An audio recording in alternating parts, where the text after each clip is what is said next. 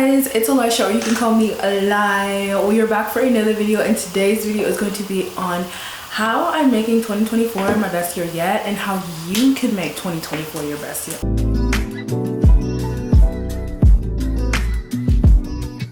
I'm excited for this topic because, baby, 2024 is going to be our year. 2024 is going to be the year that we just come for everything that we want. The first tip that I have for you guys is, first, in order for 2024 to be our best year yet, we need to reflect on 2023. This is something I already did in November. I actually did this on my birthday. Love to reflect on my birthday because you get older, you know, you're getting older. You're like, okay, what am I doing? My birthday is conveniently in November. So I feel like I reflect way before the new year just because I don't like starting on the new year because you're more likely to fall off. So I say reflection is so crucial and important is because you can look at all the things that you did right and all the things that you did wrong in 2024. And this is not to like beat yourself up. This is not to like just be sad or anything, but ask yourself, what could I have done this year to be better, to make my 2024 better? Yeah, because there are things that you could have done that maybe you've missed, or things that you've done that, what are you doing? Things that you've done and failures that you probably made that doesn't necessarily have to be a failure, but you can literally turn it into a lesson learned and start doing something differently. Okay, so the first step is to reflect. The next thing we are doing is probably the biggest tip, the biggest thing on the list, the biggest thing that we all need to stop doing is stop letting your mind control your outcome or control you. You would not believe how many times I've allowed my mind to stop me from doing something, or because something wasn't panning out the way I wanted it to, that I've allowed my mind to tell me that I can't do it, that it's not worth it, that I shouldn't even be striving for it. And it's definitely so crippling to let your mind decide if you're going to be successful or not, or if you're going to make it or not. And we need to stop doing that. Okay, our mind is so powerful that you can train your mind to think differently. I read this book that said your mind is like a muscle. It can be trained. Like you're working out, your mind can literally be trained the same way. The first thing when it comes to your mind is, I think the biggest thing that happened for me was feeling negative emotion. Any type of negative emotion can kind of stop you from doing what you need to do that day, or for you to like get things done on your to-do list. And I would say my biggest tip that I've learned myself and that I'm going to be continuing to do is to learn how to self-soothe myself, to pick myself back up, to feel my emotions but then pick myself back up, to write things down. A lot of people do not write things down when they have all these thoughts in their mind, these negative thoughts in their mind, ruminating in their mind, and they don't write it down. And then now you're pretty much stuck in bed because all you can think about is these negative emotions. You write it down, it would lead more to clarity rather than just leading to dysfunction.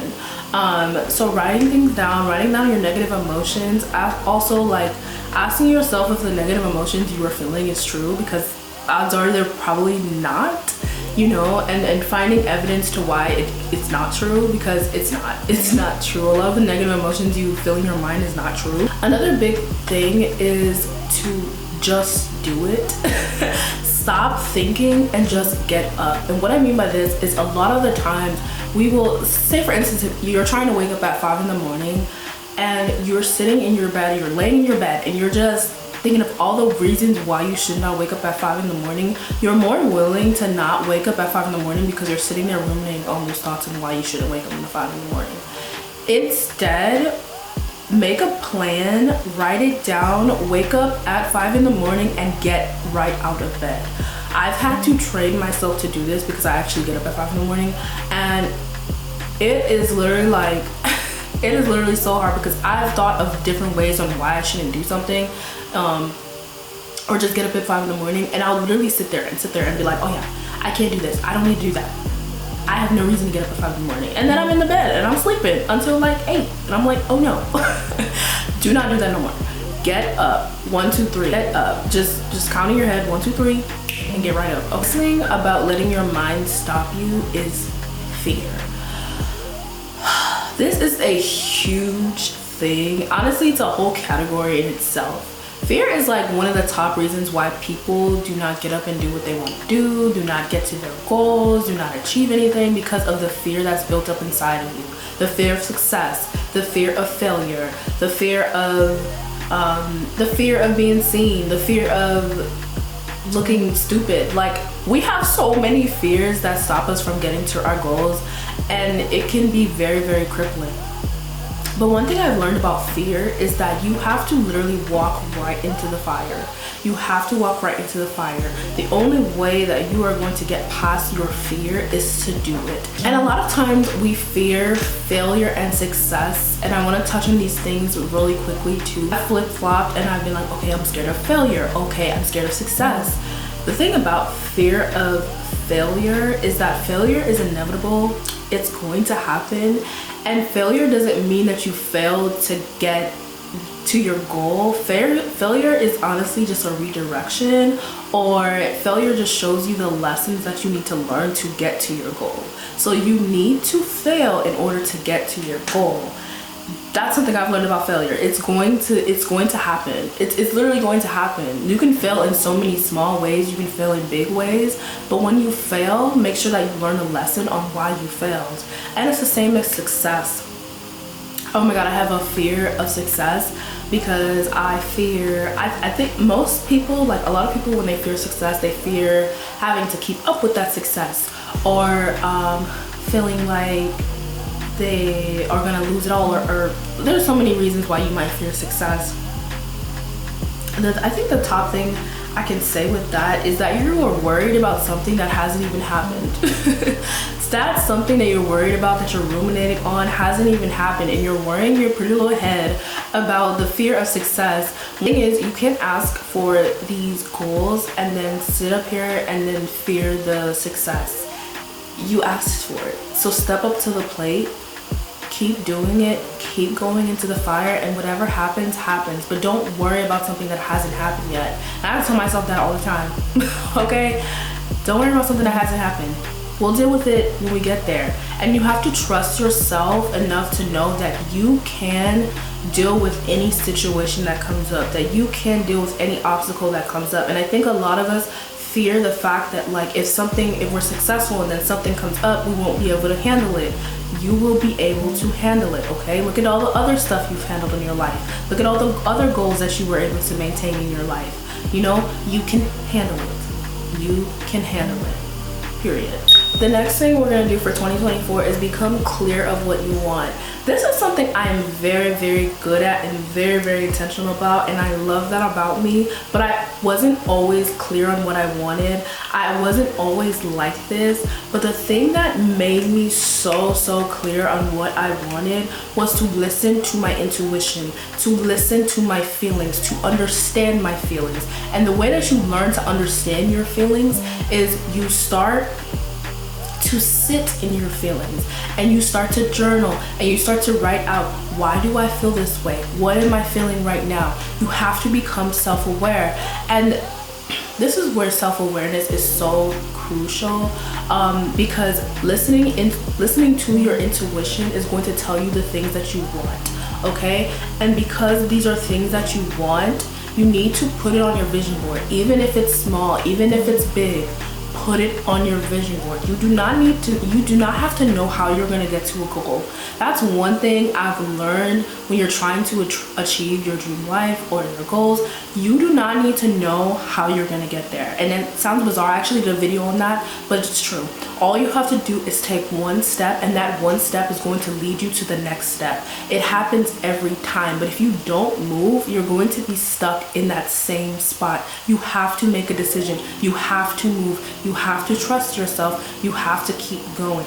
You know, you're not gonna know how the whole plan is gonna pan out. You know how many times I've tried to do something and then it didn't turn out the way that I wanted, but it didn't have to, because I learned from that failure, and then it revealed another step to me, and it revealed another path to me. The path is going to reveal itself as we keep going, okay?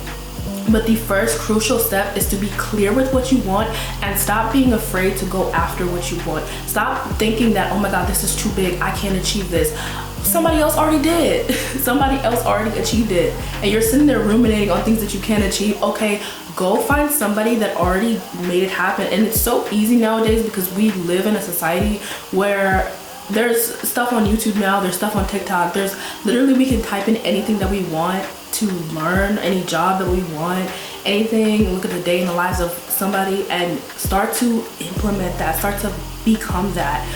But you have to be clear on what you want. Another way to understand what you want is thinking about the thing that you want. If it pops up in your brain, ask yourself, are you okay with not being able to achieve this? Are you okay with one day just looking back at your life and being like, okay, I didn't achieve this? Will you be okay? Another way that I've identified what I wanted in my life too is if I had a burning passion for something, if I felt like something was nudging me.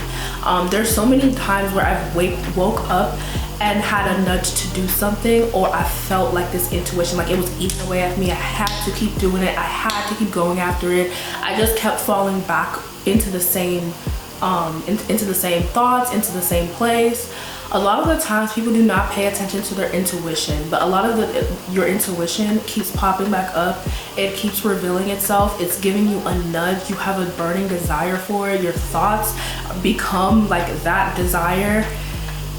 But because you haven't even like moved anywhere or like put in that action towards that first step, that's why you're still stuck where you're at. So you want to make sure anytime you have a burning desire for something, anytime you have a burning passion for something, to get up, make that first step, and the rest of it will reveal itself, okay? Boom. That's it. This next tip is honestly for myself, but it's for you guys too, because I know a lot of us are like this. Stop spending on what you don't want and start spending on what you do want, or save, invest in yourself. I'm somebody that does invest in myself, but I also, there are times where I should have just been saving. Like for instance, I still live with my parents and I want to move out, and I cannot sit up here and tell myself, oh yeah, I'm moving out. Oh yeah, I'm doing this. Oh yeah, I'm doing that. But I don't have a savings plan, but I'm not putting away money towards that plan, but I'm not doing the things that I'm supposed to do to get to that point. You know, you have to honestly, and this is going to be another tip, hold yourself accountable. Look at the things that you aren't doing and what you could be doing, and do them. Stop spending money on things you do not want. Look at it this way: temporary pain for a lifetime of success, a lifetime of, you know, like if you just sat down for like 3 months, 6 months, a year, didn't really go out, didn't really do much, just saved your money for what you wanted, you would get to that goal, and then you can do whatever you want to do.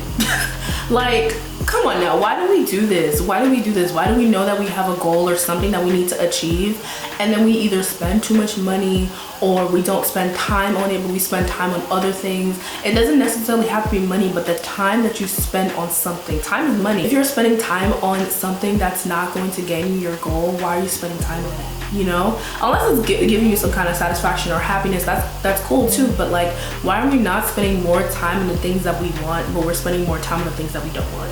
Okay, does that make any sense? Is that gonna get you to your goal? No, it's not.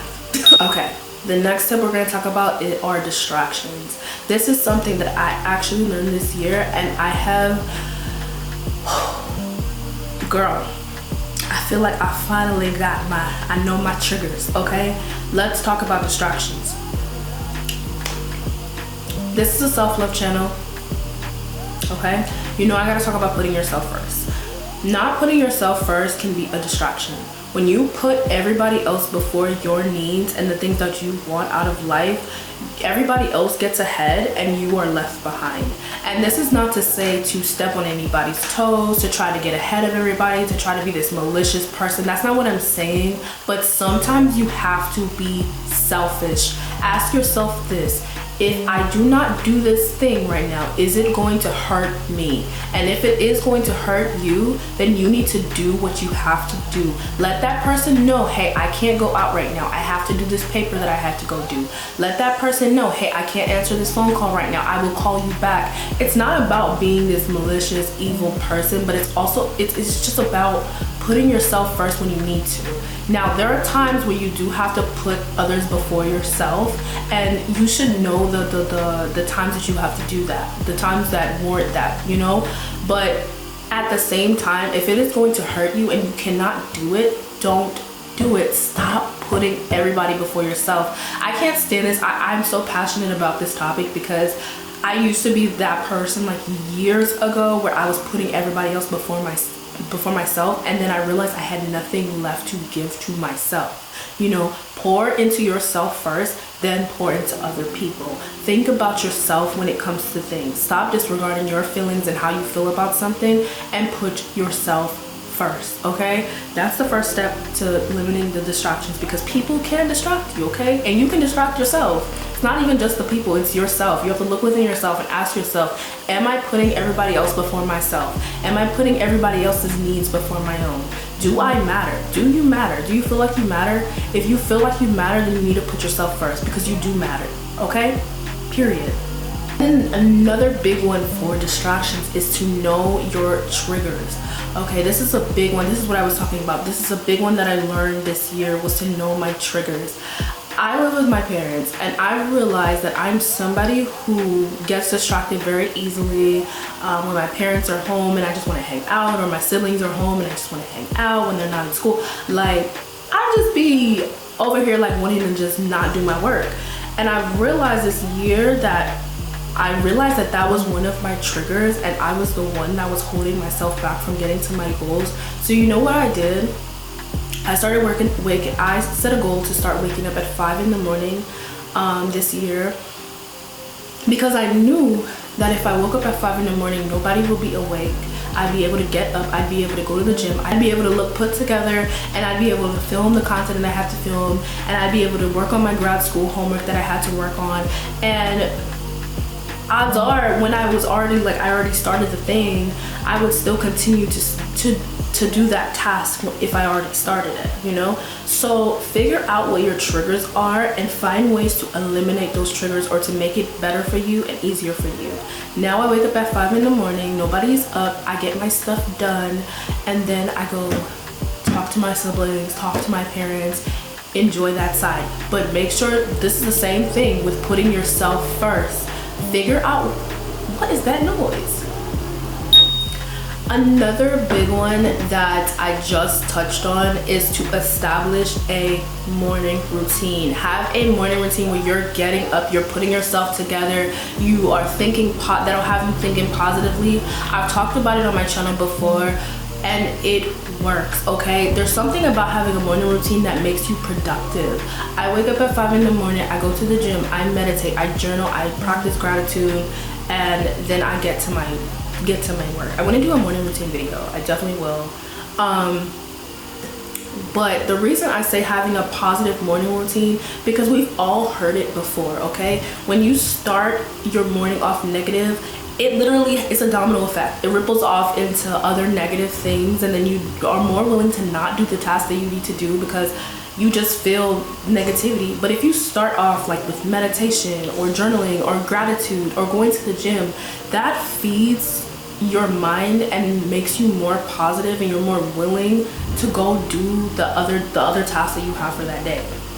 I'm not saying that you're going to be perfect when it comes to like thinking positively all the time, but there are so many times I went to the gym and I felt so good. Like I will wake up sad, and then I go to the gym and I'm like, girl, I feel great. And I'm able to like pick myself back up and go do the tasks that I need to do because of that reason. And it's so freeing. It's so freeing. And this is not the only reason to establish a morning routine. Another reason is that we need structure. People need structure. People need rules and structure. I actually believe that. Like, we actually need structure. And if you think about it, like when they are so loud. If you think about it, when you're in school, okay, like we all agree the school system is trash, okay? But like, I feel like the one thing it does well is structure. Like when you're in high school or middle school, you know that very stupid garbage truck. You know the very times that you have to get up to get ready for school. You know that you have to get up early to go to the bus and go straight to the bus. And it makes you like, I don't know, it just makes you more productive, okay? But I feel like that's the only thing the school system did right. But like, other than that, ugh. But I'm just saying, it keeps you structured. And the reason I know this is because when I got out of school, when I got out of college, I had no structure at first. And I would be like waking up, not knowing what to do for the remainder of the day, not creating to-do lists, just waking up and just go like not planning anything. And honestly, that was when my days were like the least productive, okay? The least productive. So create a morning routine, create a strict morning routine. Every day doesn't have to be the same kind of morning routine, or every day doesn't have to be super strict. But I will say with your morning routine, be a little bit more stricter with that, because it really is the thing that's gonna keep you structured and get you into the habit of doing another task. Okay, another big one that I always talk about my channel, and if you watch my channel you would know, is to learn how to hold yourself accountable. I believe accountability partners are great, they are phenomenal, but sometimes you are not going to have an accountability partner every time. You're not going to have an accountability every time in 2024. You're not going to have an accountability partner for your whole life. Like, there are times where you're just really just gonna have to depend on yourself and understand yourself. And if you never hold yourself accountable, you can never move and you can never grow in life, okay? A lot of people are afraid to face themselves and face the things that they aren't doing right, because they know that if they face it, they're going to feel bad about the things that they aren't doing right, or they know that they could be doing better. But that's okay, okay? If you hold yourself accountable, if you hold yourself accountable and you feel bad about the fact that you haven't been doing more, do more. Holding yourself accountable is that very thing that's going to put fire under your butt. It's that very tool that you're going to use to go after your goals. But to hold yourself accountable and then sit there, or also be super hard on yourself and just sit in that, is not healthy, okay? Hold yourself accountable. Ask yourself every week what I could have done better this week, or what I could do better today, or what I could have did better than yesterday, and then do it. But don't sit there and ruminate on it and be hard on yourself and beat yourself up just because you weren't perfect. We're all not perfect, okay? But when you hold yourself accountable, make sure that you are using that accountability as a tool for where you need to go next week, or where you need to go the next day. Always do that, okay? You know, we are comparing ourselves this year to ourselves, not to other people, period. Another big tip that I am going to talk about is a really good one, important one that I've learned this year, and this is something I'm going to be implementing next year, is to fail fast. Fail fast. And what I mean by this is that, like I said in the beginning, failure is inevitable, and you're going to fail, and it's going to make you feel bad, and you're going to feel like, oh my god, I have to sit in this bed all day. But there was this time where I think, 3 years ago, no, it wasn't even that long, girl, what am I talking about? Like, it was like a year ago. I was trying to get like one of my first big girl jobs after college, and I kept failing. I kept people kept rejecting me, and I just remember I thought I was gonna get this one job because I had gotten to like the second interview, and I ended up not getting the job. And I remember just sitting there for like weeks just feeling so sad. And if I could tell myself something back in that time, yes, I love that I sat in my feelings, because I do think that you should sit in your feelings, but use that fire, use that hurt for something else. You ask yourself, what is this failure trying to teach me, okay? What could I get out of this failure? What could I utilize this pain with?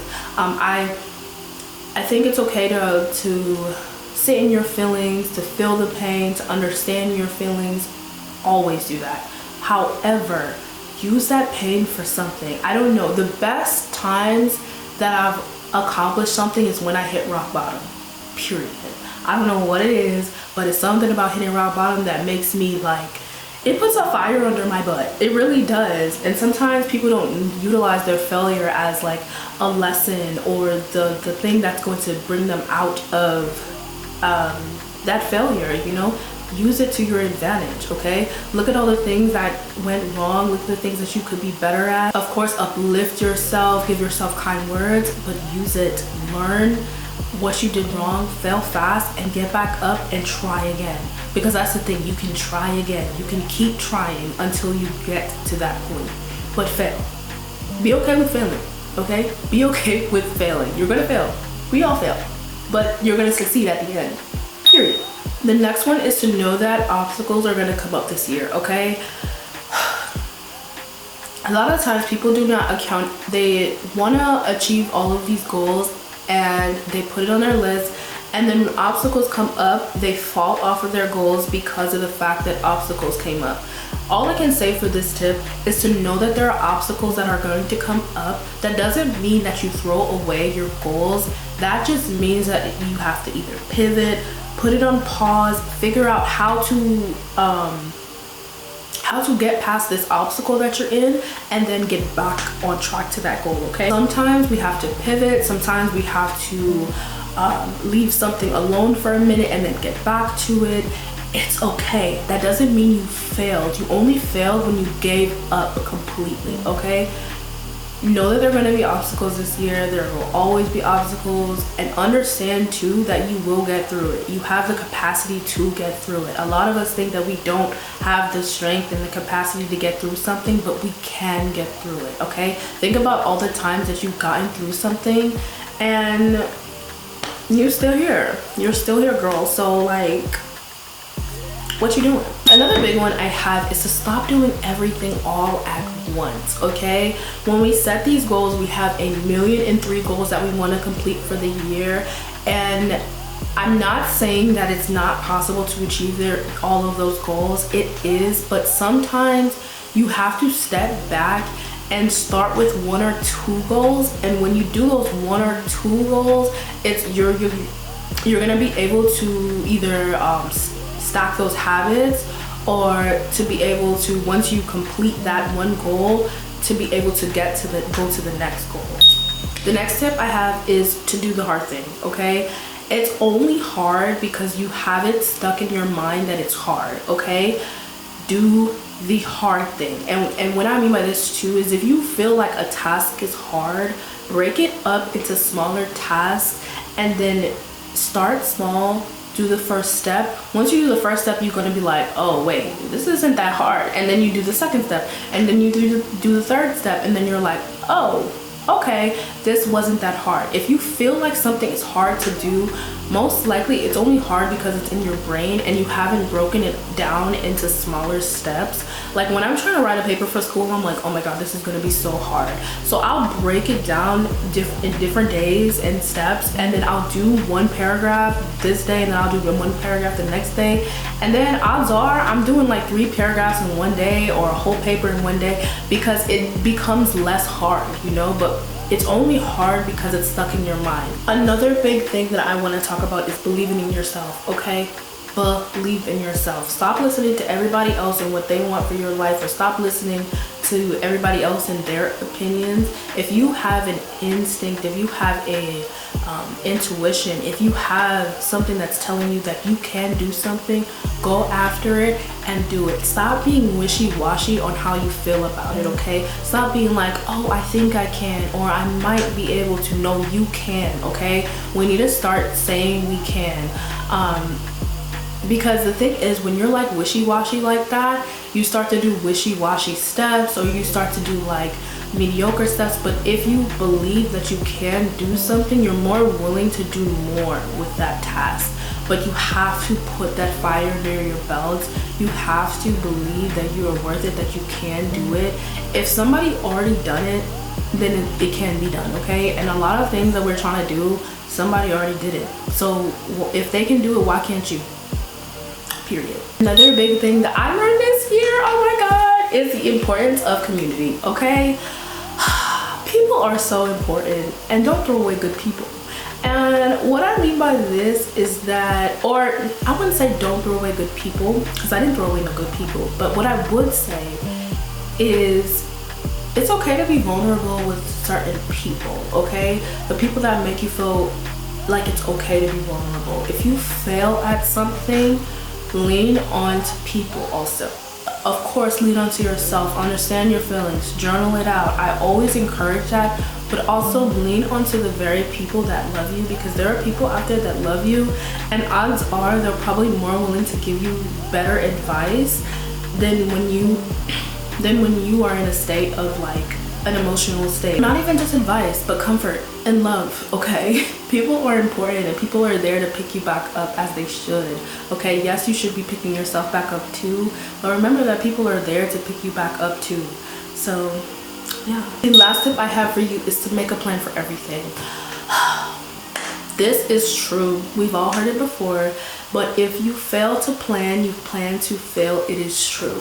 If you say that you're going to do something tomorrow, what time are you going to do it tomorrow? Don't say, oh, I'm going to do this tomorrow. You're not going to do it. You know why? Because you don't have a specific time that you need to get up and go do that thing. Period. Okay? The things that you need to have planned out, plan it. Please. It'll make your life super, super easy. Okay, I hope you guys enjoyed my video. I feel like this video was super, super long. I feel like a lot of my videos have been getting longer. I just talk too much. I don't know. I talk too much, but I have to. I just think about stuff and it comes up in my mind and I'm like, okay, I gotta talk. But I hope you guys enjoyed this video. I hope you have a wonderful day and bye.